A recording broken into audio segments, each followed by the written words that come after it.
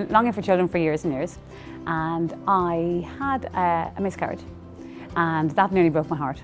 And I went to my GP afterwards, and she said, well, there's no harm in going for a bit of help. So she referred me to a clinic in Dublin, and I underwent 4 cycles of IVF altogether, and sadly it didn't work for us. So at the end of a few years, I was feeling totally gutted, actually almost terrified, thinking that my heart's desire, I was never going to have it, I'd never be a mum. And my GP is a lovely little lady in Swords, Dr. Agnes Regis, and she handed me a leaflet one day, and it outlined the NAPRO technology, which is another form of fertility treatment. And I read it and thought about it and spoke to my husband, and I made an appointment a couple of weeks later to start charting.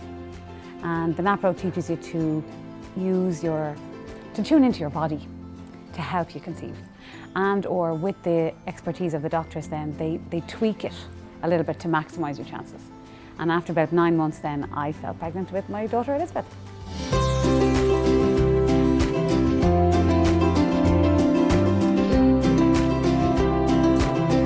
Well, firstly, with IVF, there were days where you were monitored all the time, obviously, to maximise your chances of conception, but you had to undergo sedation for some of those procedures and or take medications as well, injections beforehand.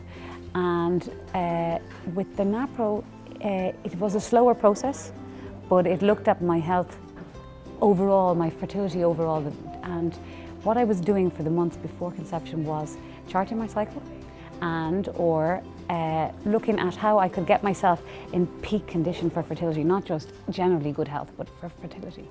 And I had a lot of help to do that, and thankfully it worked. Well, in terms of myself and my husband, the IVF, you have to be very united when you go down that road, because the treatments are so intense and so invasive that you really need each other. And you feel at the time that there's only just the two of you doing it. And if you put all your eggs in that basket and it doesn't work out for you, then you have to be around for each other afterwards, because the outcome is horrible. It's horrible. You wouldn't wish it on anybody. Having said that, when we embarked on the NAPRO, we were very open-minded about it, and we wanted it to work but didn't expect it to, given all the disappointments that we had experienced before. But I do believe, in our experience, it has made us stronger as a couple. My advice for other parents would be, keep your eye on the prize. Just don't give up. Don't give up. It's like that song, I get knocked down and I get up again. If you really want a family and you really want a baby, then push the boat out and do everything in your means possible, and don't give up.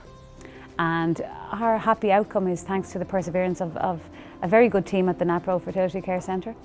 And Elizabeth is our daughter now, and she's my joy and her daddy's little girl, and I would say just keep going, just keep at it.